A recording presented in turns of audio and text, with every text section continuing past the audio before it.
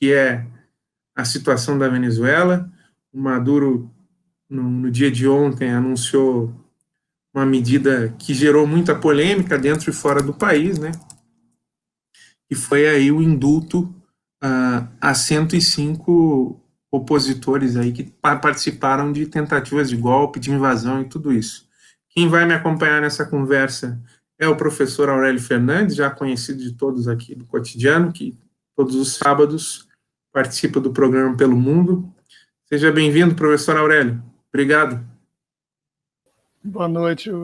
Bom, o que o senhor achou dessa decisão do Maduro aí de dar indulto a esses 105 opositores aí que vinham trabalhando, né, infelizmente, aí para de forma ilegal derrubar o governo legitimamente eleito, né, do Nicolás Maduro? No primeiro momento, né, o que a gente percebe, eu tive uma surpresa muito grande, né, porque esses opositores não são meros opositores políticos ao regime, né, do Maduro ou à Revolução Bolivariana. São agrupamentos, eles pertencem a agrupamentos de uma oposição fascista, né, que foi responsável pelas guarimbas, que foi responsável pela tentativa de invasão na Venezuela no início do ano, por aquela tentativa de usar a ajuda humanitária como forma de ocupar, né, a Venezuela, enfim. Isso causou, né, uma surpresa muito grande. À medida que as notícias continuaram, né, saindo, a gente começa a entender um pouco melhor o que está acontecendo. Hoje a Venezuela vive um momento extremamente delicado, né? As eleições estão marcadas agora para 6 de dezembro, eleições para a Assembleia Nacional da Venezuela. Lá é um congresso unicameral, só tem, né, não tem nem aqui no Brasil os deputados e os senadores, é uma única Câmara, né? Em 2015, a oposição conseguiu maioria, né, na Assembleia Nacional, e a partir daí a Assembleia Nacional se colocou em posição de oposição a todos os poderes, né, em rebeldia em relação às instituições venezuelanas.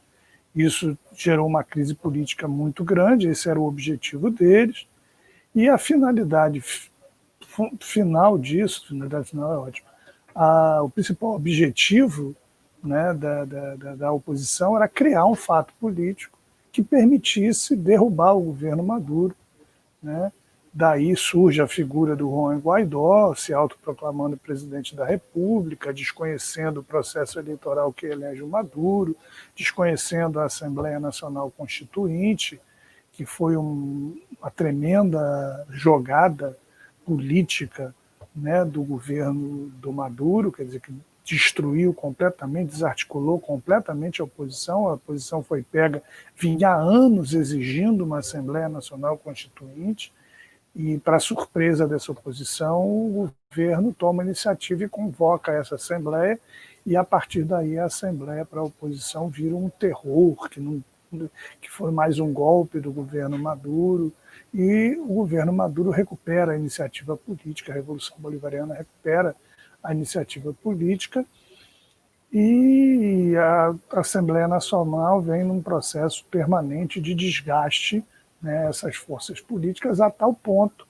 que, quando o governo convoca as eleições para renovar a Assembleia Nacional agora em dezembro, 27 partidos da oposição venezuelana optam por boicotar o processo eleitoral, né? 107 partidos estão participando do processo eleitoral e outros 27 se colocam no campo da oposição. Isso gerou um problema interno sério nos partidos de oposição.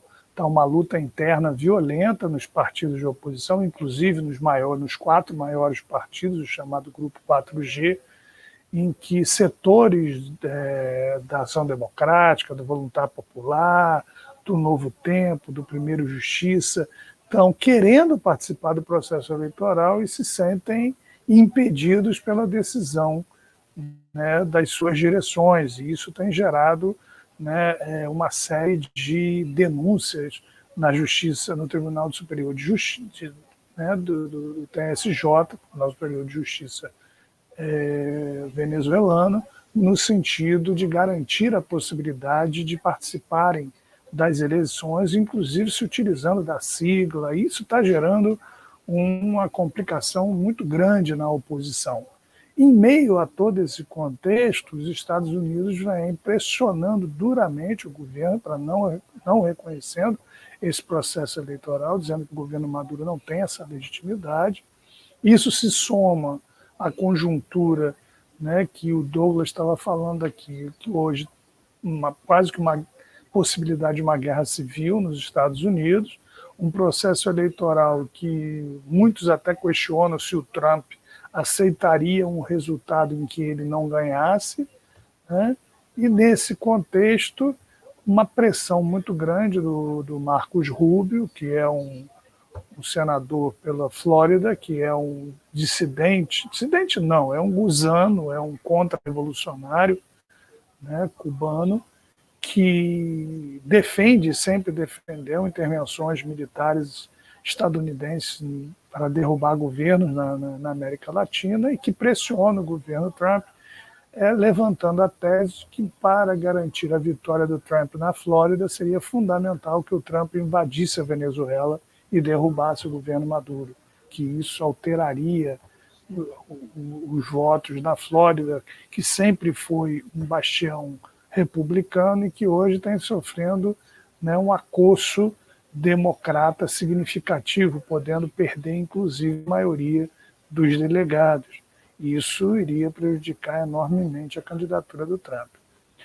Ao mesmo tempo, né, a União Europeia se somando ao imperialismo estadunidense, como sempre faz, de forma subordinada, dizendo que não vai reconhecer essas eleições, que não vai enviar, né, observadores eleitorais para a Venezuela para acompanhar o processo, porque desconhecem o processo. Então, somada a todas essas condições, dá para entender a tentativa do governo Maduro, né, de criar um fato político, indultando, né, esses opositores, que são, volto a dizer, são opositores fascistas, são opositores, por exemplo, quem viu o filme A Revolução Não Será Televisionada, desculpe, Ponte Laguno, é um filme que analisa todo o processo que se deu lá de derrubada do governo. Muito bom esse documentário, está no YouTube. Governo Chaves, e tem uma parte do Ponte Laguno que depois deu origem, inclusive, a um outro videozinho chamado Assédio a uma Embaixada, em que um grupo de extrema-direita atacou durante o golpe do Chaves, atacou a Embaixada de Cuba, né, cortando água, cortando luz, mesmo sabendo que as famílias dos diplomatas, com crianças e tudo mais, estavam dentro da representação diplomática. E o principal líder desse acosso foi exatamente o Fred Guevara, um dos indultados hoje, né, pelo governo Maduro. Então, já desde aquela época, o Fred Guevara se envolveu com as guarimbas, se envolveu com todo o processo de violência. As guarimbas foram responsáveis pela morte de mais de 100 pessoas na Venezuela, né, com métodos completamente covardes de amarrarem arame farpado, arame esticado no meio da... Mataram até opositores queimados, né? Porque eles achavam que eram chavistas, mas não eram. O cara estava com uma camisa vermelha, então eles esticavam arame no meio da pista. Na Venezuela se usa muito motocicleta, né? A pessoa vinha distraidamente de motocicleta e acabava decepando a cabeça da pessoa, a pessoa sofria cortes profundíssimos. Imagina, né, você vir em velocidade e bater com um arame distendido, né, no meio da pista. Enfim, e foi exatamente essas guarimbas, foi exatamente essa violência desmedida, completamente absurda, né, da chamada oposição venezuelana, né, com apoio estadunidense, que levou ao desgaste brutal dessa oposição e o povo acudir né, em massa no processo de eleições da Assembleia Nacional Constituinte na Venezuela. Né? Foi uma das maiores participações na história da Revolução Bolivariana, foi durante as eleições da Assembleia Nacional Constituinte. Então, nesse contexto, dá para se entender essa tentativa do Maduro de esvaziar o discurso do imperialismo, da OEA, da União Europeia. Né? A ONU hoje elogiou a atitude do Maduro. Então, essa é uma tentativa, mas é uma tentativa profundamente perigosa. Né? Eu sempre me lembro da tentativa da Frente Sandinista de Libertação Nacional, né, de tentar, de certa forma, negociar com os contras, ou com a esquerda democrática que se escondia atrás dos contras, né, nicaragüenses, depois da Revolução, e que levou a uma derrota acachapante eleitoral num processo extremamente complicado, né, que levou a oposição a desarticular completamente a Revolução Nicaragüense, né, e levou anos aí até o retorno da Frente Sandinista pela via eleitoral, né, ao governo da Nicarágua, mas já uma outra Frente Sandinista, com outra composição em outro momento histórico. Então é preocupante. Claro que não é a mesma situação da Nicarágua. A Venezuela está conseguindo, né, manter uma situação junto à população de garantir alimentos, de garantir a sobrevivência, está tendo uma atuação firme na questão da pandemia. Né? A população não está numa situação complicada como estava a situação nicaragüense. O acoso, né, era um país mais pobre do que a Venezuela, enfim, não é essa a realidade. Mas, não é nada, são 107 lideranças dessa oposição fascista que estão sendo indultados, apesar que muitos estão fora do país, né, muitos fugiram, muitos estão fora do país, mas estão sendo indultados no momento em que já há denúncias comprovadas hoje. Né, o Adam Chaves, que é o responsável pelas relações internacionais do PSUV, ele colocou no seu Instagram um vídeo convocando as forças políticas mundiais que têm solidariedade com a Venezuela para denunciar e se solidarizar contra um plano que está sendo articulado pelo governo dos Estados Unidos para criar tumultos em outubro na Venezuela. Né?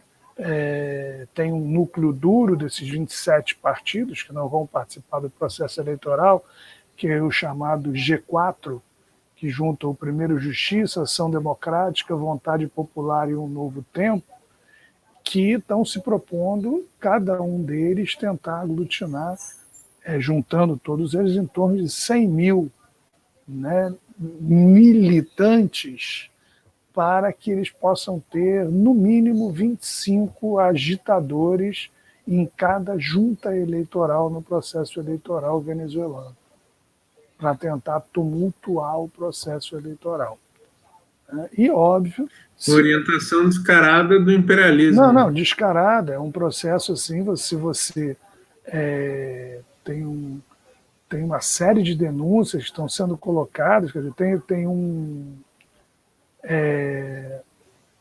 entre aspas, jornalista, que na realidade era um espião dos Estados Unidos, que viveu como correspondente na Venezuela, no início do governo Chávez, e depois, né, virou um consultor, né, para o Departamento de Estado norte-americano, que tem travado uma série de discussões, tem assessorado, né, o chefe do Comando Sul dos Estados Unidos, o Greg Fowler, e que se reuniu com o Santos, né, esse mês, com um discurso que era para discutir a questão do narcotráfico, né, discutir uma série de outras questões relativas à situação da Venezuela, e esse Fowler se reuniu, né, esse Robert O'Brien, que eu estava falando, ele é assessor de segurança nacional da Casa Branca.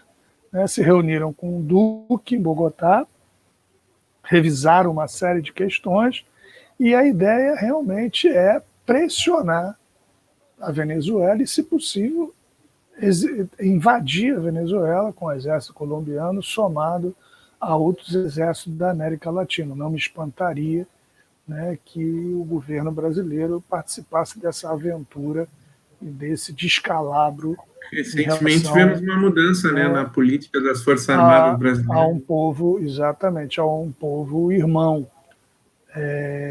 Eles estão propondo realmente o mês de outubro ser um mês da agitação política, eles estão querendo fazer aqueles mesmos métodos da guerra híbrida, da Revolução Colorida, que fizeram na Líbia, que fizeram na Síria, que estão tentando fazer em Belarus, né? Então, é a mesma receita, né?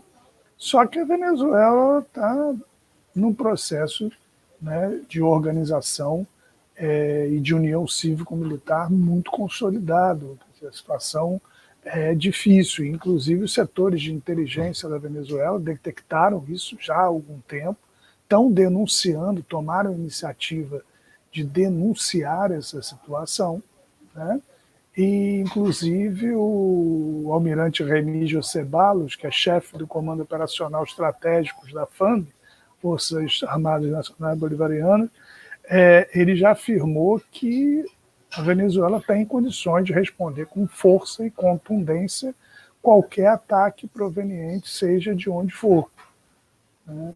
Então você tem toda uma organização que se baseia também na organização militar das comunas, nas milícias bolivarianas, enfim.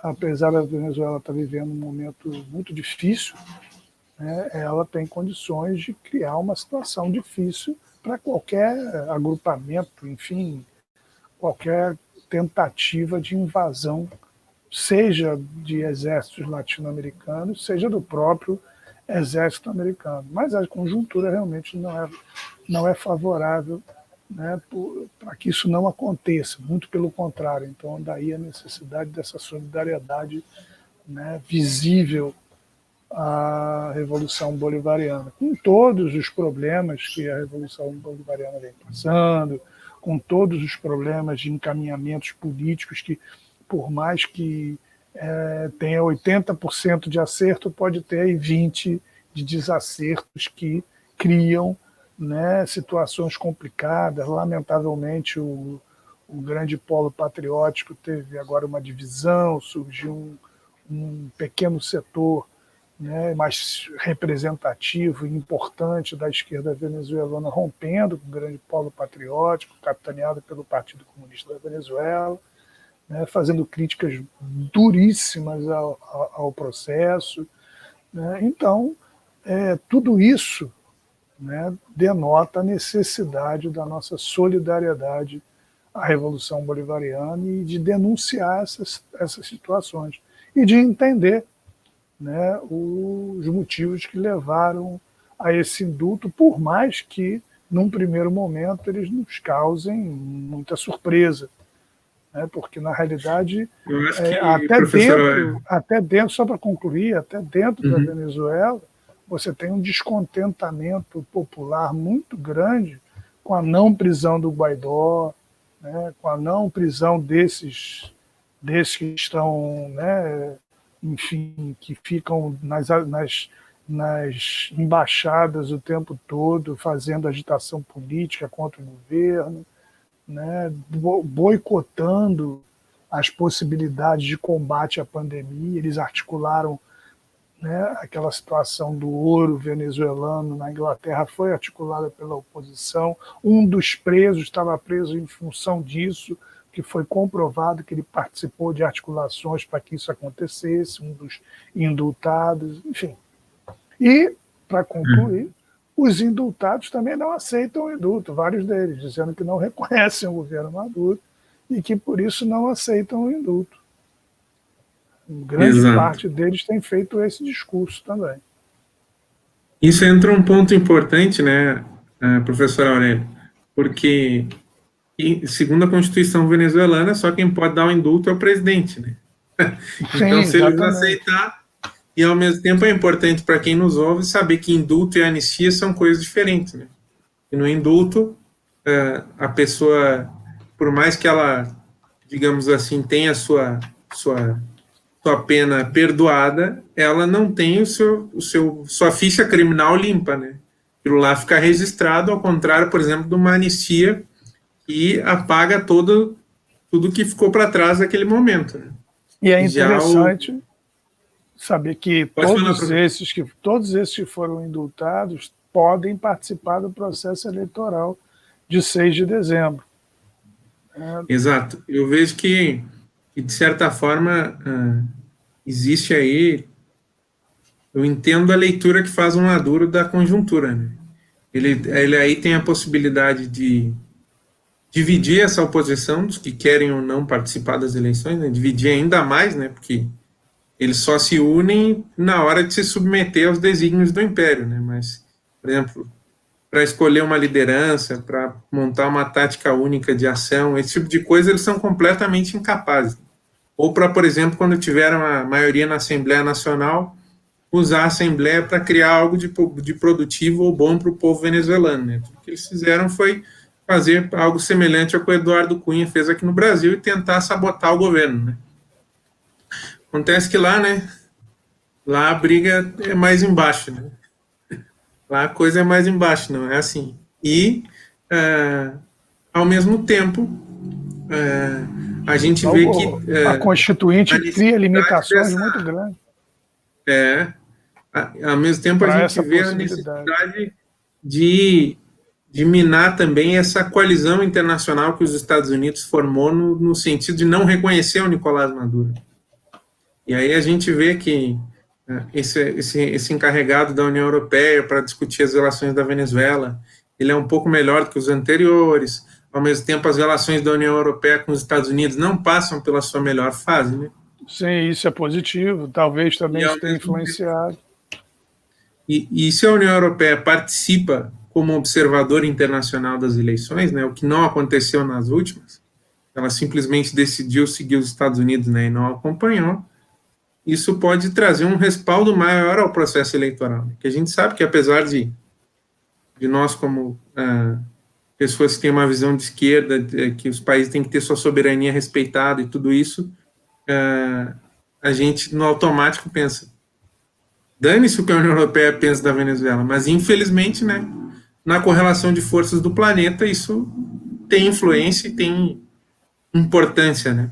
Então, Para se você a ter União uma ideia, às vezes as Europeia pessoas não desconhecem, o próprio fato da Assembleia Nacional estar na mão da oposição e estar em levante permanente contra o governo e, portanto, não reconhecido pelas instituições democráticas do Estado bolivariano, tem impedido, por exemplo, da Rússia e da China enviarem recursos para a Venezuela, porque constitucionalmente necessita do aval da Assembleia Nacional.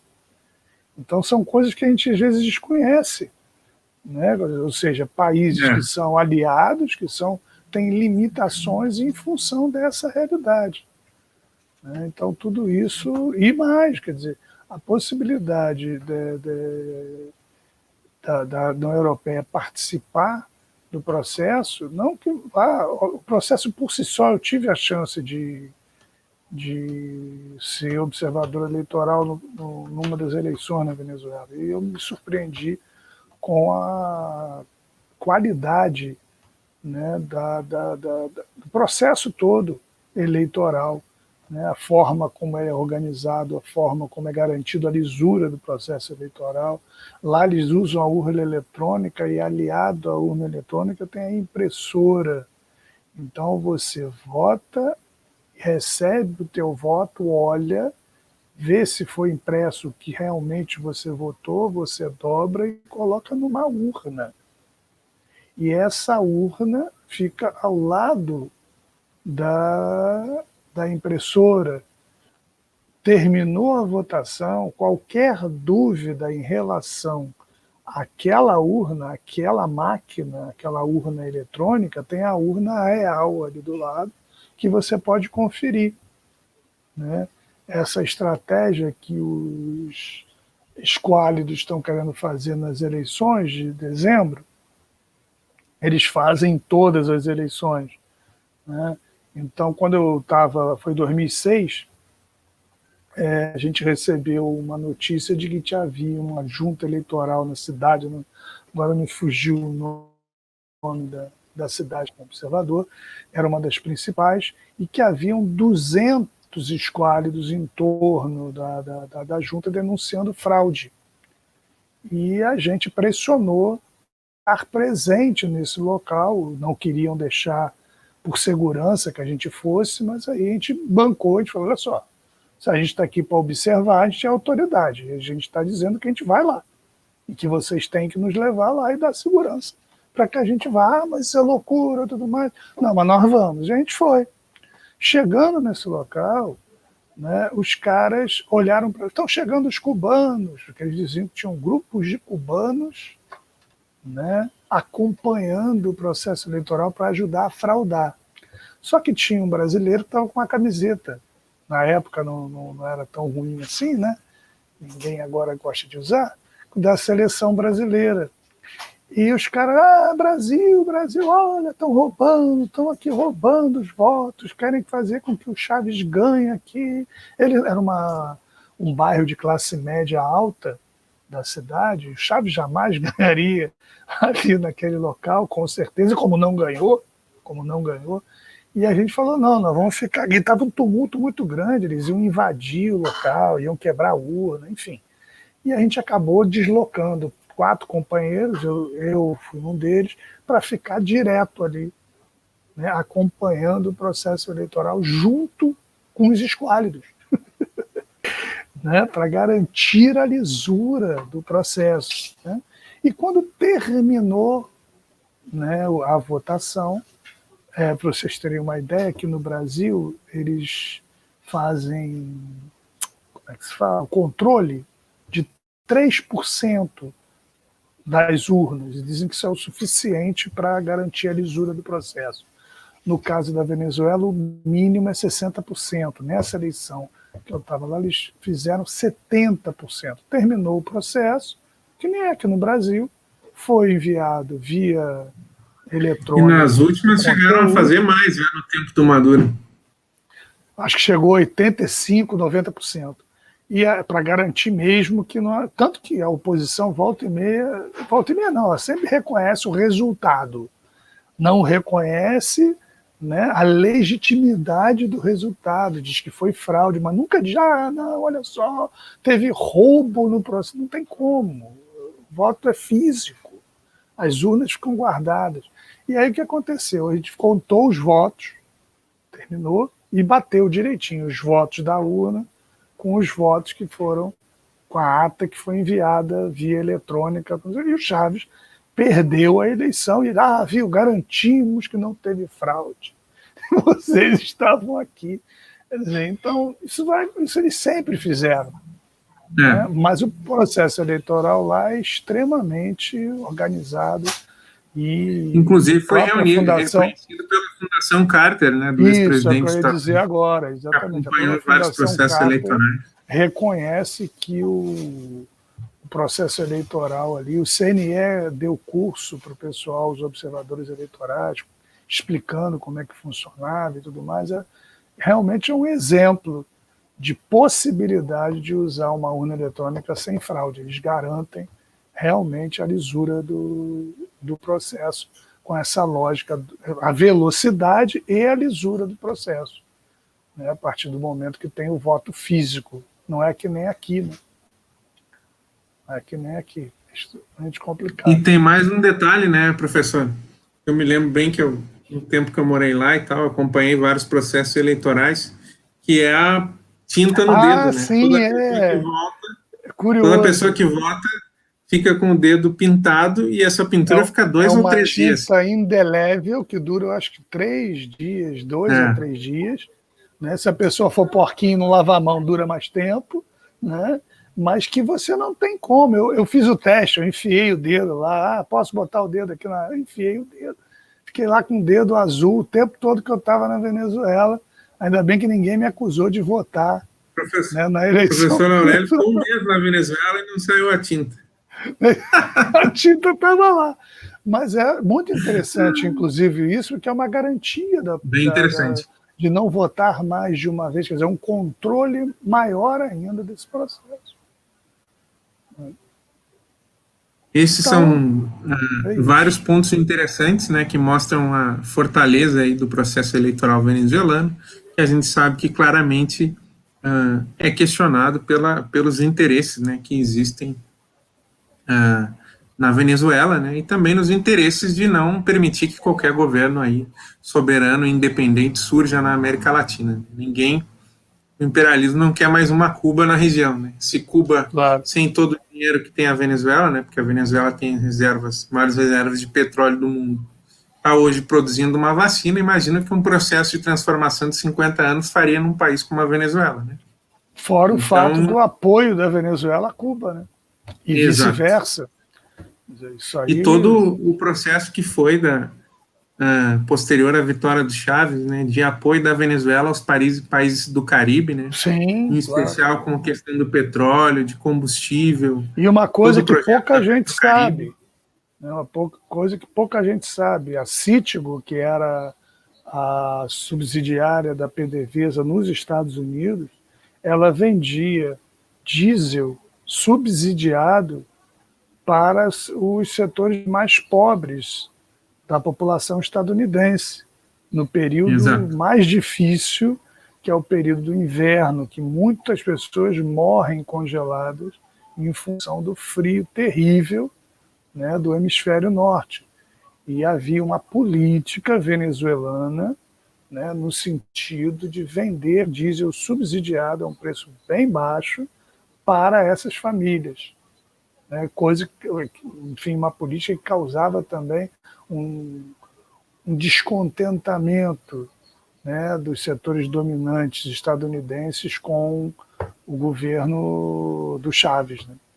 Colocavam isso como uma medida exato, populista para intervir, enfim, na economia. Mas era uma tradição que já havia há muito tempo, né, da empresa exato. cumprir esse papel. E hoje o- hoje é interessante a gente recordar tudo isso, né? Porque todo esse processo de ajuda solidária que era feito através da Citigo, né?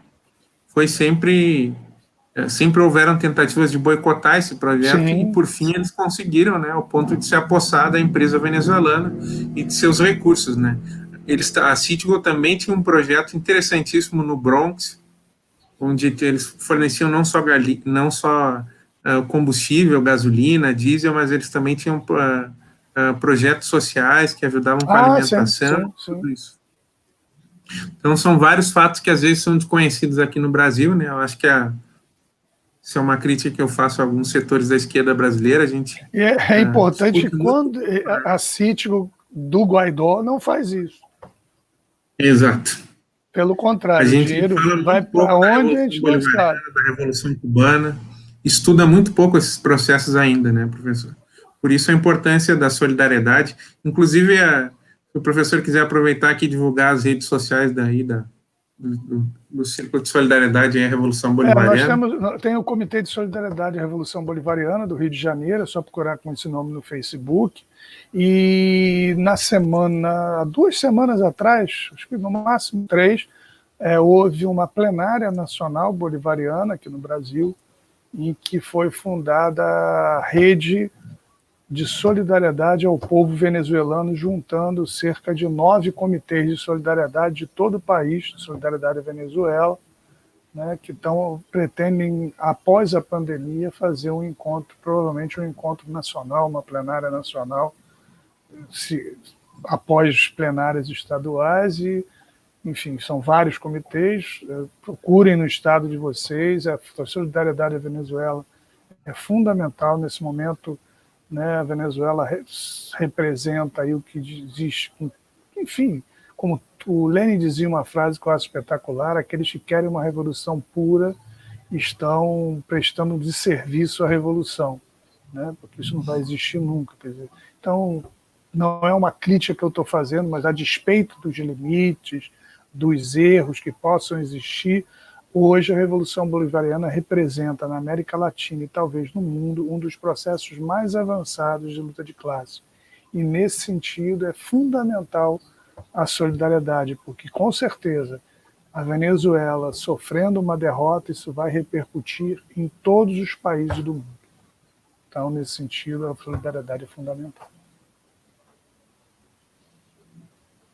Isso aí. Importante o recado do professor Aurélio Fernandes, agradeço a presença dele aqui. Nos vemos novamente no sábado, né, no Pelo Mundo, a partir das 16 horas, também com o professor Éden Pereira. A gente vai ficando por aqui com essa edição do Mundo em 30 Minutos, que durou bem mais do que 30 minutos, mas foi uma edição, né, mais do que... Eu falo demais. Não, mas era um tema importantíssimo, né? A gente falar da solidariedade. Semana passada eu não estava bem de saúde, eu acabei não participando. Vai ver que o programa durou menos.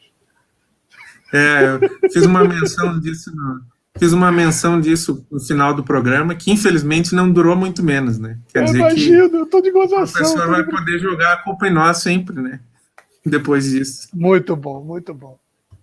Valeu. Agradeço a todos pela audiência, agradeço ao professor Aurélio pelo tempo essa hora, aqui. Todo mundo. E dizer que, né, que a gente tem que estar sempre se informando, sempre procurando saber mais aí sobre esses processos revolucionários da América Latina e do mundo, estar estudando mais, para não se deixar de levar tanto, né, pelo que a gente vê nos grandes meios de comunicação e mesmo de alguns setores da esquerda, que, infelizmente, como disse o professor, parecem apegados demais a um purismo que, né, que está muito distante da realidade.